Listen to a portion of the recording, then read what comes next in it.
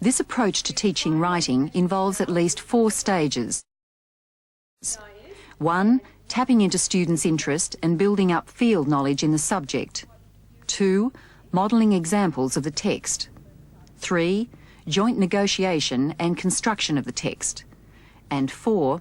The students writing on their own.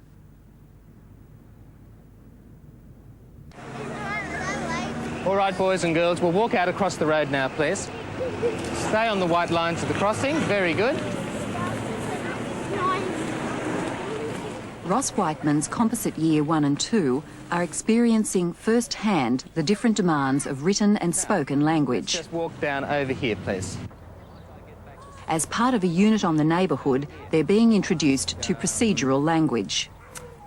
If I want them to be able to tell me how to get from point A to point B, to get from my place to my best friend's place or from the park to my place, what they have to know is that there's a certain sort of language that goes with that, such as you have to go over the road, you have to cross the road, you have to turn left, you have to turn right, you have to stop 3 houses down. I could go right. Where to then, do you think? Have a guess. Have a look over here. Turn around. Which way then? Ross is encouraging the children to modify their language so it will be understood by someone who wasn't there at the time. You could go that corner or the next corner or the next corner. You choose one, then you go, then you... Right, just slow down. Tell me that again. I'm going straight ahead up towards the bush up there. Then you turn, then there's... Which way do I turn, Damien? What? Left. Turn left, good boy. Then you go, there's 3 corners you can do. There's 3 corners, one of them, or if you want to go the first one, you can go...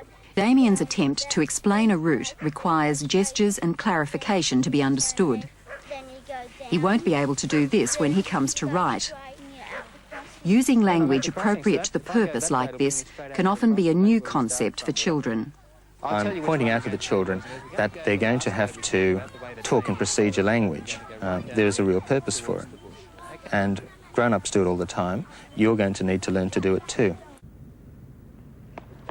Now, you're going to visit Mark. Mark's going to tell you how to get to this place. But Mark, this road here is blocked off. It's blocked off. She can't get through there. So you're going to have to tell another way. Okay, in a big loud voice, Mark, off you go.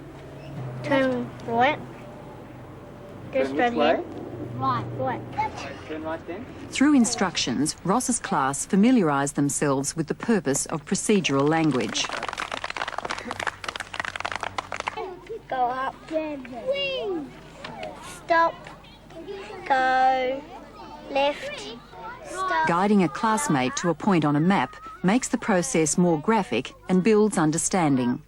Go up. Stop. So, by the time the children are ready to write, they'll be familiar with both the purposes and activity sequences of procedures.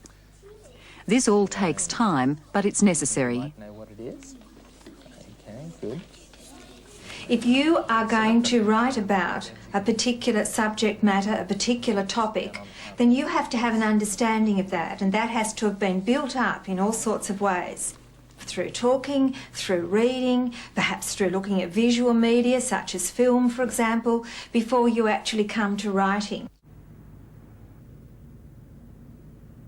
Going. That's exactly right. Step 2. When the prefect's something, walk to the canteen. Year 1 and 2 are reordering the jumbled steps of the procedural writing model going to the canteen. This gets them used to sequencing events, something they'll need to do when they come to write their own procedures.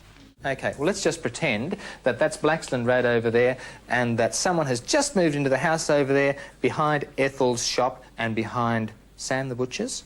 Yes, and they want to know how to get to school. All right, let's think about what we could tell them and let's write it down. James. Go down to Ethel's. Now, Rebecca said step 1. Do you think we should have that in there too? Yeah. All right, good, okay. Well, I'll write over here, step 1, go down the road to Ethel's. That's good. So what do they have to do then? Go across the crossing and down a path. All right, now let's just go back to the first part. Would they turn left or right to go down to the crossing? Right. left. All right, now how do we get to the crossing though? We have to turn... Right. Now tell me what to write again. Go straight a little bit more, then go right. It's a bit hard to write all that down. Can someone try and say it another way, please? Amanda? Turn right to the crossing. Good girl. Turn right. To the crossing. Turn right. All right. Turn right. Now, to the crossing means go to the crossing, does it? So could I write turn right and go to the crossing? When doing a joint negotiation, children actually see how to go about writing. They also observe the teacher rewording and building on their suggestions to conform to the written All right, let's context. have a look at that, boys and girls. I think that's very good. Let's go back. The end result is a text similar to what they'll soon be writing themselves. What is it? So you're up here. So you'd go down Cunningham's Road to Bass Road. Is that right? You don't know. All right. Well, let's just have a think about it. You Where help is needed, it's given. But for most of this class, writing a procedure on how to get from their homes to school is well within their capabilities.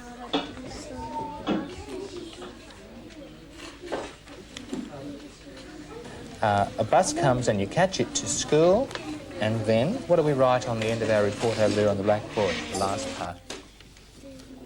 Because the guidelines are clear, the purpose is explicit and the context made obvious, students are often more successful with their written texts.